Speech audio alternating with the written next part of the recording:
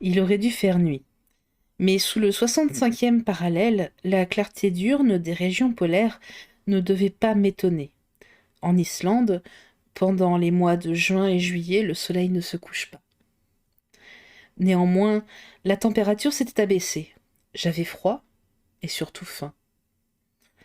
Bienvenue fut le Boer, qui s'ouvrit hospitalièrement pour nous recevoir.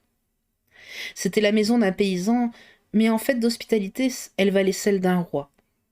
À notre arrivée, le maître vint nous tendre la main, et sans plus de cérémonie, il nous fit signe de le suivre. Le suivre, en effet, car l'accompagner eût été impossible. Un passage long, étroit, obscur donnait accès dans cette habitation construite en poutres, à peine équarrie, et permettait d'arriver à chacune des chambres. Celle-ci était au nombre de 4. La cuisine, l'atelier de tissage, la badstofa, la chambre à coucher de la famille, et la meilleure entre toutes, la chambre des étrangers. Mon oncle, à la taille duquel on n'avait pas songé en bâtissant la maison, ne manqua pas de donner 3 ou 4 fois de la tête contre les saillies du plafond. On nous introduisit dans notre chambre, sorte de grande salle avec un sol de terre battue et éclairée d'une fenêtre dont les vitres étaient faites des membranes de mouton assez peu transparentes. La literie se composait de fourrages secs, jetés dans 2 cadres de bois peint en rouge et ornés de sentences islandaises. Je ne m'attendais pas à ce confortable. Seulement, il régnait dans cette maison une forte odeur de poisson sec, de viande macérée et de lait aigre dont mon odorat se trouvait assez mal. Lorsque nous eûmes mis de côté notre harnachement de voyageurs, la voix de l'hôte se fit entendre qui nous convia à passer dans la cuisine, seule pièce où l'on fit du feu, même par les plus grands froids. Mon oncle se hâta d'obéir à cette amicale injonction, et je le suivis. La cheminée de la cuisine était d'un modèle antique. Au milieu de la chambre, une pierre pour tout foyer. Au toit, un trou par lequel s'échappait la fumée. Cette cuisine servait aussi de salle à manger. À notre entrée, l'hôte, comme il ne nous avait pas encore vus, nous salua du mot Sail vertu, qui signifie soyez heureux, et il vint nous baiser sur la joue.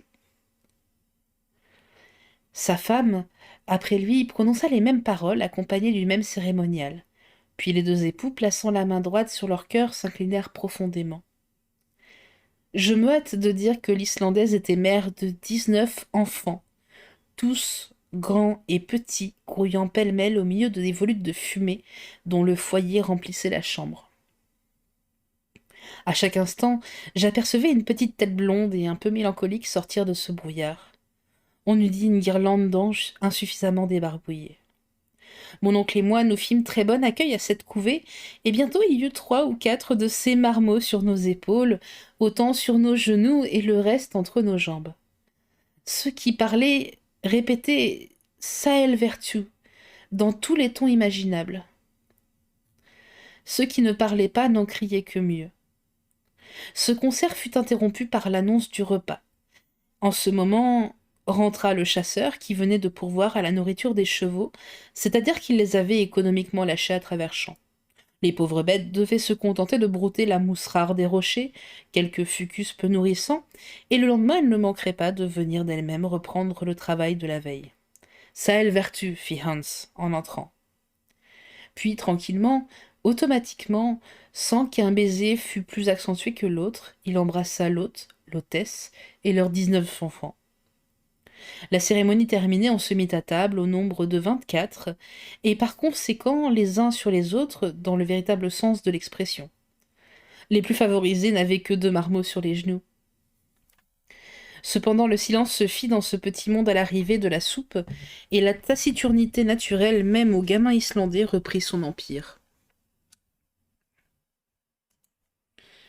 L'hôte nous servit une soupe au lichen, et point désagréable, puis une énorme portion de poisson sec nageant dans du beurre aigri, depuis 20 ans, et par conséquent bien préférable au beurre frais, d'après les idées gastronomiques de l'Islande. Il y avait avec cela du skyr, sorte de lait caillé accompagné de biscuits, et relevé par du jus de baie de genièvre. Enfin pour boisson, du petit lait mêlé d'eau. Nommée Blanda dans le pays. Si cette singulière nourriture était bonne ou non, c'est ce dont je ne pus juger. J'avais faim, et au dessert j'avalai jusqu'à la dernière bouchée une épaisse bouillie de sarrasin. Le repas terminé, les enfants disparurent.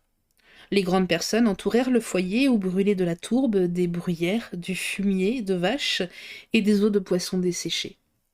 Puis, après cette prise de chaleur, les divers groupes regagnèrent leurs chambres respectives. L'hôtesse offrit de nous retirer, suivant la coutume, nos bas et nos pantalons, mais sur un refus des plus gracieux de notre part, elle n'insista pas, et je pus enfin me blottir dans la couche de fourrage. Le lendemain, à 5 heures, nous faisions nos adieux aux paysans islandais. Mon oncle eut beaucoup de peine à lui faire accepter une rémunération convenable, et Hans donna le signal du départ. À 100 pas de Gardar, le terrain commença à changer d'aspect. Le sol devint marécageux et moins favorable à la marche.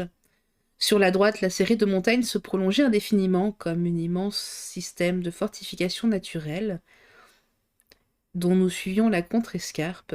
Souvent, des ruisseaux se présentaient à franchir qu'il fallait nécessairement passer à gué et sans trop mouiller les bagages. Le désert se faisait de plus en plus profond. Quelquefois, cependant, une ombre humaine semblait fuir au loin.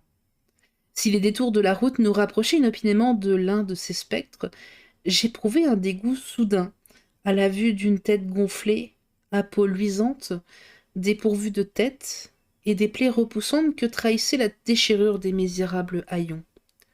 La malheureuse créature ne venait pas tendre sa main déformée. Elle se sauvait, au contraire, mais pas si vite que Hans ne l'eût salué du saelvertu habituel. Spellsteak, disait-il. Un lépreux, répétait mon oncle. Et ce mot seul produisait un effet répulsif. Cette horrible affection de la lèpre est assez commune en Islande. Elle n'est pas contagieuse, mais héréditaire. Aussi, le mariage est-il interdit à ces misérables. Ces apparitions n'étaient pas de nature à égayer le paysage qui devenait profondément triste. Les dernières touffes d'herbe venaient mourir sous nos pieds.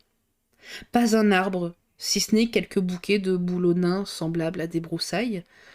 Pas un animal, sinon quelques chevreaux, de ceux que leur maître ne pouvait nourrir, et qui erraient dans les mornes plaines. Parfois, un faucon planait dans les nuages gris et s'enfuyait à tire-d'aile vers les contrées du sud.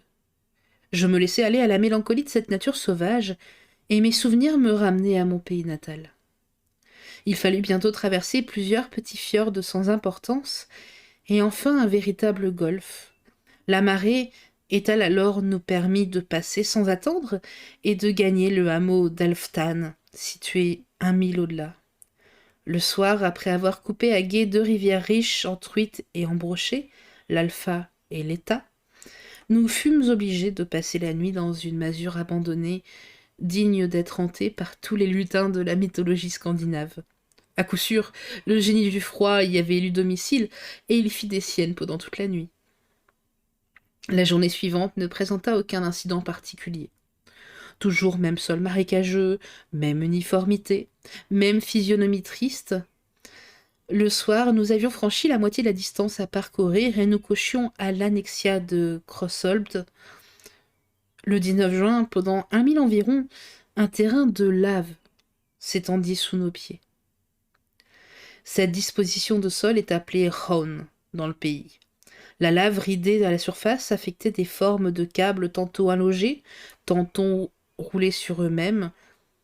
Une immense coulée descendait des montagnes voisines, volcans actuellement éteints, mais dont ces débris attestaient la violence passée.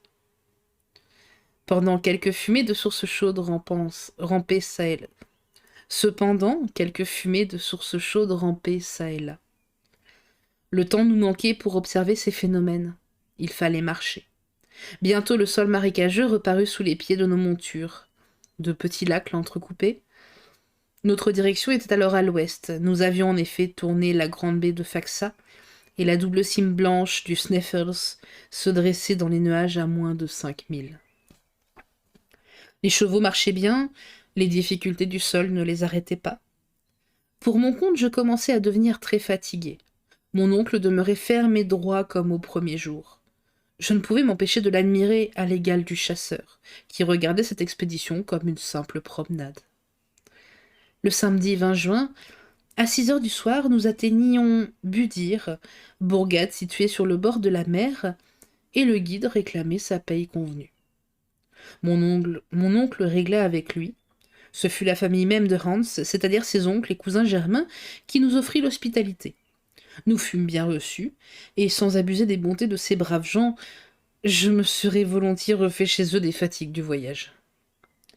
Mais mon oncle, qui n'avait rien à refaire, ne l'entendait pas ainsi, et le lendemain, il nous fallut enfourcher de nouveau nos bonnes bêtes.